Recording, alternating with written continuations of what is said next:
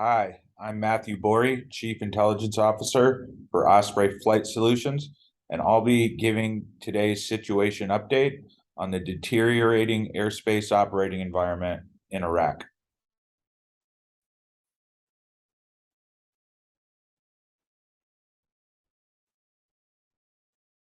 Thanks for taking the time to listen to today's presentation.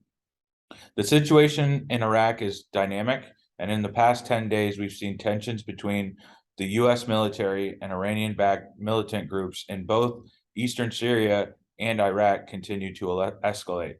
Iranian-backed militant groups have conducted several rocket and drone attacks against U.S. military bases in eastern Syria along the Iraqi border, and the U.S. military has responded over the course of the last 2 days with several sets of airstrikes and artillery strikes inside Syrian territory, but near the border with Iraq.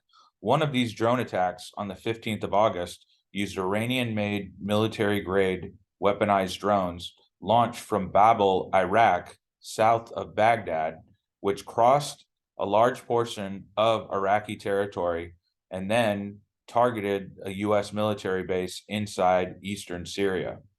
Iranian-backed militant group military-grade weaponized drone activity has been increasing in both Iraq and Syria significantly since 2021, with a protracted spike of such activity observed in 2022. There's also been an upward trend in attacks targeting airports, air bases, and facilities capable of supporting aviation in Iraq since the start of 2021. And again, another sustained rise in such activity observed during 2022. Osprey is also concerned about an escalation in the above activity since April 2022, not just along the Iraq-Syria border, but in the northern Iraqi Kurdistan region and northern Nineveh province, both of which are near ATS routes used by civil aviation operators conducting overflight of Iraq. So we're going to move into some specific concerns that we have at present in Iraq and go through them in detail at this time. One of the key issues that Osprey has observed is the possession of all altitude capable air defense systems by Iranian-backed militant groups on the Iraq-Syria border. We will cover this a bit more specifically in later slides. However, just to highlight what the air defense systems we're talking about are, Iranian-backed militant groups are assessed by Osprey to possess Russian-made 2K-12 Cub SA-6 gainful conventional SAM systems in eastern Syria. And Osprey has observed reporting that militants have used those systems to target U.S. military aircraft unsuccessfully in the past year. SA-6 conventional SAM systems are capable at altitudes of up to flight level 450 and at ranges out to 20 kilometers. All altitude air and/or air defense systems operated by several military forces in Iraq is also a concern from Osprey's perspective because they're being used to shoot down Iranian-backed militant group drones. For example, the U.S., Iraq, and Turkey all have U.S.-made fighter jets with air-to-air missiles capable at all altitudes. They each operate those aircraft over Iraqi airspace, and there have been reports of drones being shot down by fighter jets over Iraqi airspace and over eastern Syria, specifically by the U.S. military. Separately, the Iraqi military has SA-22 Panzer Russian-made conventional SAM systems capable up to flight level 490 and out to approximately 20 kilometers, which they have used in attempts to engage drone aircraft over Iraq. In one occasion, there were reports that the Iraqi military via an SA-22 misidentified a U.S. military drone as an Iranian-backed militant group drone and unsuccessfully engaged that target accidentally. That is of serious concern, and it is not the only misidentification incident Osprey is aware of. An Iranian-backed militant group in mid-2021 reportedly use a man portable air defense system capable up to flight level 260, and shot down an Iraqi military helicopter. The U.S. Defense Intelligence Agency assessed that that was an event of misidentification and that the militants were intending to target a U.S. military helicopter. Previously, Iranian-backed militant group entities in 2020 and 2021 made several threats to target U.S. military air assets over Iraq, including in the Iraqi Kurdistan region. Lastly, there have been a number of ballistic missile and guided rocket artillery launches from Iran into northern Iraq and the Kurdistan region since September of 2021, including the ballistic missiles launched from Iran into Erbil in March of this year. And as recently as May of this year, we saw guided rocket artillery launched, which flies a quasi-ballistic profile from Iran into the Kandil region of the Kurdistan region, targeting Kurdish rebels. Again, ballistic missiles and guided rocket artillery launches without NOTAMs pose an all-altitude hazard. And to highlight, these short-range ballistic missiles and guided rocket artillery launches by Iran into North Korea are essentially the same types of weapons that a country like North Korea, for example, is launching into the Sea of Japan. So for comparison of the types of issues we're talking about in the Kurdistan region with those ballistic and guided rocket artillery launches, there's concern about those types of launches taking place without NOTAMs, and that poses an all-altitude hazard. So we'll move on now to talk about some of the Defense Intelligence Agency reporting from the U.S. that Osprey has observed. Much of what I've just gone through in the previous slide is corroborated by these three specific quotes from the Defense Intelligence Agency in the U.S. Department of Defense report covering activities in Iraq and Syria during the second quarter of 2022. The Defense Intelligence reported that leading militia groups have access to anti-aircraft weaponry, including man-portable air defense systems, 23mm anti-aircraft artillery, and other surface-to-air missile systems. As already mentioned by the previous slides, Osprey assesses that Iranian-backed militant groups in eastern Syria on the Iraqi border have SA-6 conventional SAM systems, and Iranian-backed militant groups in Iraq and Syria are known to have the Iranian 358 surface-to-air missile system. That weapon system is capable, in Osprey's view, up to at least flight level 320.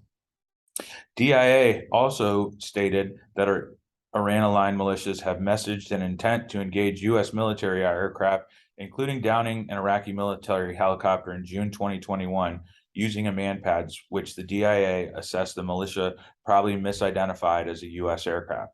That is the incident that I talked about on the previous slide, and that is highly concerning, as events involving misidentification need to be taken account into any risk assessment for flights over Iraqi airspace. DIA also stated that in addition to anti-air threats, the DIA said the militias maintain the capability to escalate their attacks using more sophisticated weaponry, such as ballistic and cruise missiles, presenting an enduring threat to U.S. interests. This is a highly notable statement. It is the first public statement to Osprey's awareness by a government entity in the U.S. or Western Europe, for example, stating that militias in Iraq have ballistic and cruise missiles in their inventories.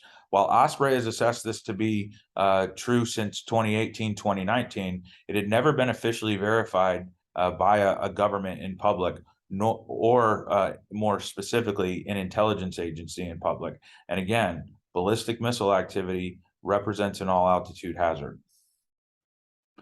We're going to take a look now at the rate of attacks that I talked about increasing on that first slide.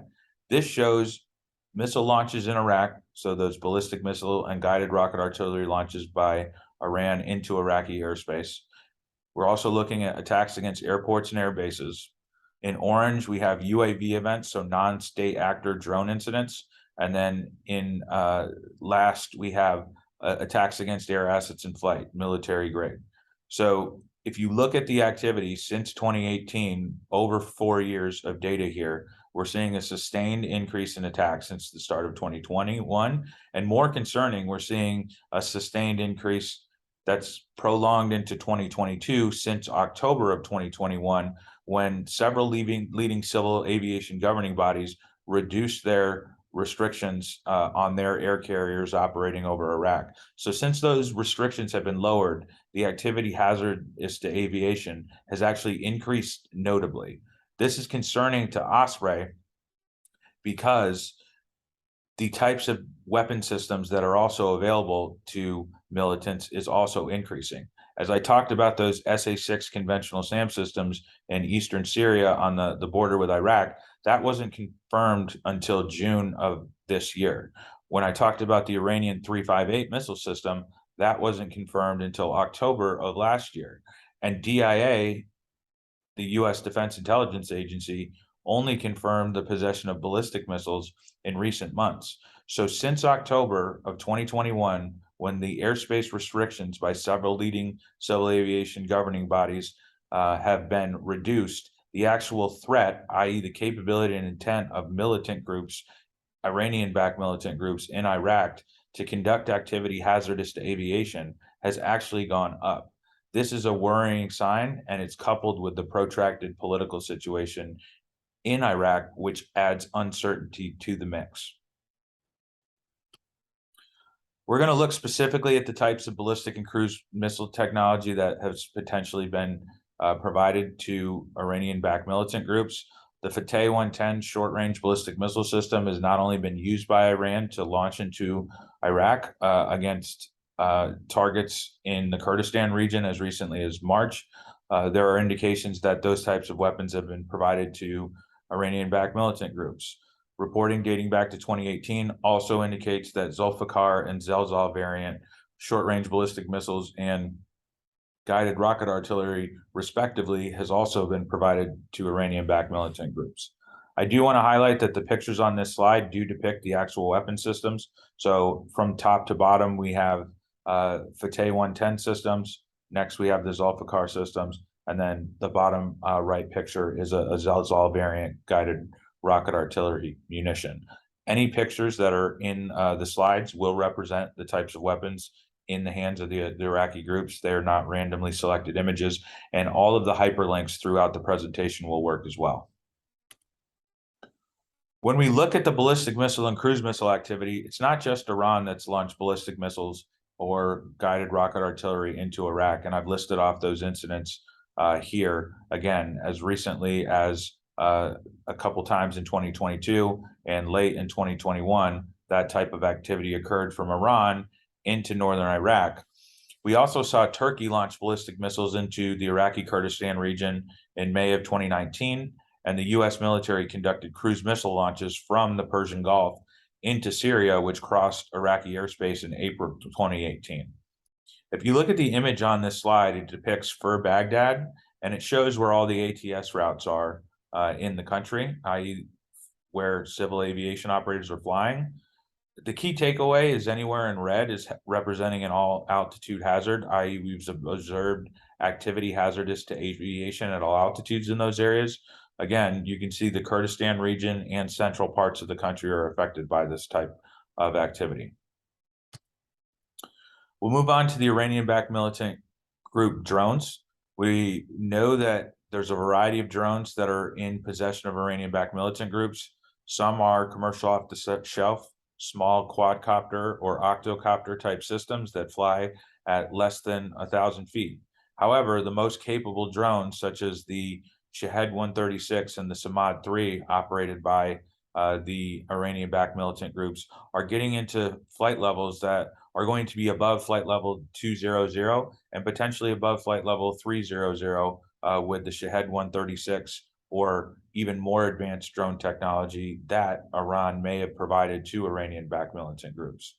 The other concern that we have with the Iranian-backed militant group use of drones is that there's reporting from the US-led coalition and via international media outlets in 2021 that Iranian-backed military groups were operating drones on civilian flight paths to avoid detection and engagement over Iraqi airspace. Again, this is highly concerning because it adds to the potential for misidentification over Iraqi airspace. When we look at the Shahed 136 in particular, this is not a new phenomenon. The Iraqi-based Iranian-backed militant groups used it to launch attacks from Iraq into Saudi Arabia in May 2019. Several went down over Iraqi airspace in February of 2022, and as recently as late July, groups were using it to conduct attacks along the Turkish border with Iraq in the Iraqi Kurdistan region. The Shahed 136 has a very long range for a drone, and 2,200 kilometers is assessed by Osprey to be the max. And again, this can operate at altitudes above flight level 200 and potentially much higher. To defend against these drones, the US and Iraq, as well as Turkish military forces, have used fighter jet aircraft to conduct combat air patrols. Turkey has downed drones over Syria via fighter jet air-to-air engagement, and the US has also downed several drones over either Iraqi and Eastern Syrian airspace via fighter jet air-to-air missile employment, those air-to-air missiles being capable at all altitudes. Again, the Iraqi military has possession of SA-22 Panzer air defense systems capable well above cruising altitudes for civilian aircraft. They reportedly misidentified a U.S. drone over central Iraq in early 2022, as I previously mentioned. And the U.S., Iraq, and Turkey all have short-range air defense systems, or SHORAD systems, capable between flight level 260 and flight level 320 or potentially higher. Turkey is known to have deployed manpads to some of its military bases in northern Iraq, especially the Bashika base in Nineveh province, and previously the Turkish military reportedly shot down a drone via manpads employment at that base. Electronic warfare systems are also used by the U.S. military and potentially the Iraqi and Turkish armed forces as well. Those could be used to non-kinetically interfere or take down drones. But again, those type of systems, electronic warfare, can cause electromagnetic interference, EMI, if you will, and that needs to be taken into account by operators flying over Iraq, as it could disrupt some navigation or communication systems at all altitudes. Iranian-backed militant groups also possess air defenses and could use those to defend against U.S. airstrikes, for example, which we've seen take place in the last couple days. They have a variety of manpads, both Russian-made and Iranian-made, capable up to flight level 260. We've already previously noted earlier in this the misidentification event where the Iranian-backed militant group shot down an Iraqi military helicopter in mid-2021 over central Iraq. We've already covered the SA-6 possession and use by Iranian-backed militant groups in eastern Syria. And again, the Iranian 358 surface-to-air missile, which is the picture in the bottom right of the screen, is capable up to flight level 320 at least in Osprey's assessment, potentially higher. And this is a very lethal new type of surface-to-air missile system that Iran has provided to not only Iranian-backed militant groups in Iraq, but the Yemeni Houthi rebels in Syria have effectively used the Iranian 358 missile against the Saudi-led coalition to target drone and fixed-wing or rotary wing aircraft over Yemen. So this is not a weapon system that is wholly new to the Middle East. It has been used in combat by the Houthis, but it's now been observed in possession of Iranian-backed militant groups in Iraq. So what we're going to do now is essentially just take a look at where this type of activity is occurring in Iraqi airspace.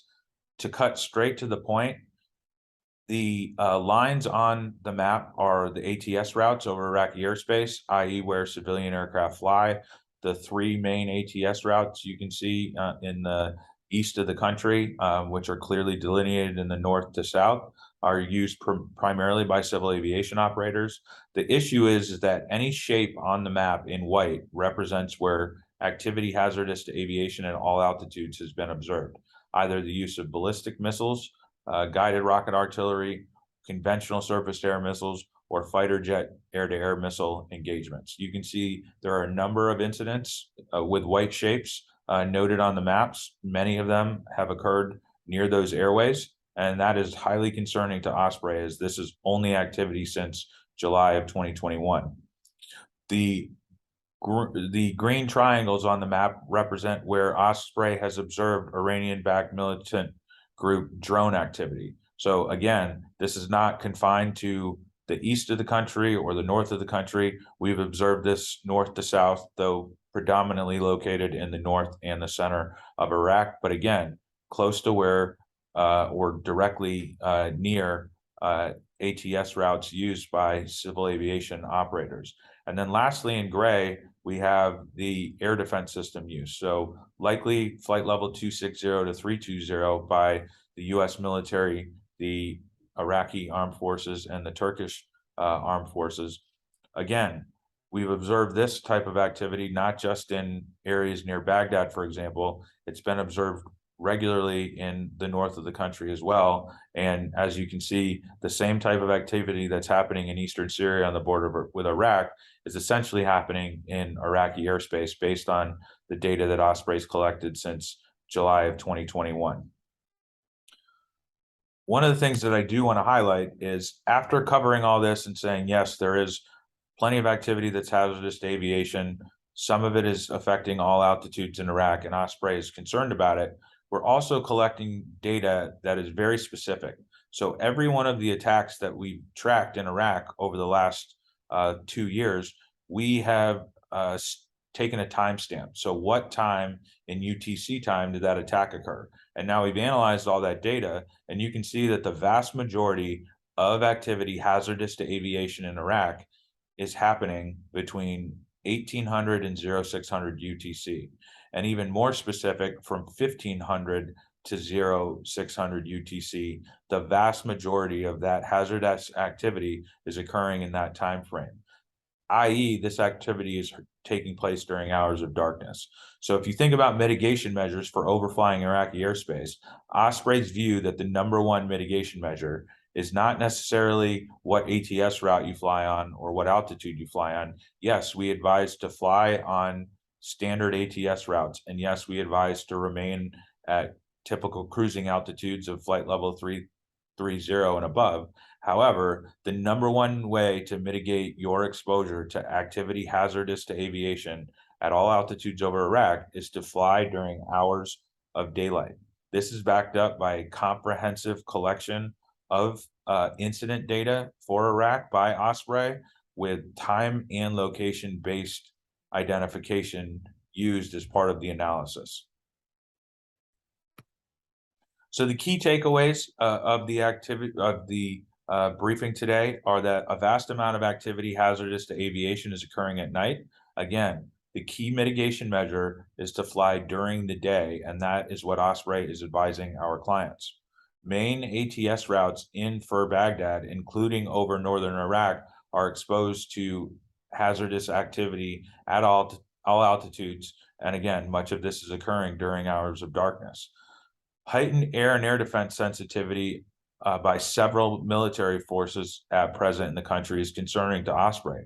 Again, Turkey in the north, the US in the north and center and the Syrian border, and the Iraqi military near Baghdad and central Iraq are likely at heightened levels of alert due to the increased tensions in the country and the spike in attacks by Iranian-backed militant groups against Turkish military forces in the north, as well as against US military forces along the Iraq-Syrian border in the past 10 days.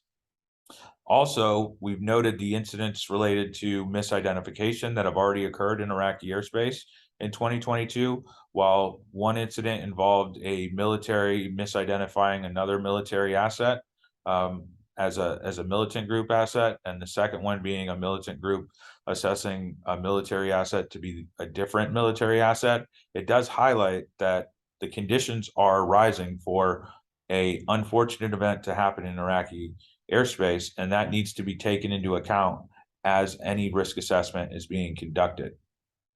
Lastly, the escalating political military tensions are increasing the potential for miscalculation. This could escalate further, as the Defense Intelligence Agency from the U.S. already noted. There's more sophisticated weapons in the arsenals of Iranian-backed militant groups, which could be used, which, again, if ballistic missiles are employed, that would pose an all-altitude hazard, for example, and Osprey is concerned of the potential for that. And to take this down to what we really want to express today is that short notice changes to airspace access could take place with very little warning. So restrictions could be imposed by leading civil aviation governing bodies, stopping their operators from either flying over Iraqi airspace in total, shifting altitude levels which are allowed, or shifting ATS routes which are allowed. Also, the Iraqi government could do some of the same and adjust airspace access in Iraq due to the events that are taking place. So operators need to have contingency flight routings in preparation if they lose access to Iraqi airspace. That means being prepared to use Turkish airspace and Iranian airspace. For example, if you're allowed to fly over Iranian airspace and aren't restricted by your civil aviation governing body, or the plans to use Egyptian and Saudi airspace, for example, if you're unable to use Iraqi airspace. So having plans in place for a loss of access to Iraqi airspace will be key. And then separately, again, one last time, the vast amount of activity hazardous to aviation is occurring at night, and the key mitigation measure is to fly during the day as assessed by Osprey. That is the final portion of today's situation update. Thank you for taking the time to listen in. And again, please stay safe.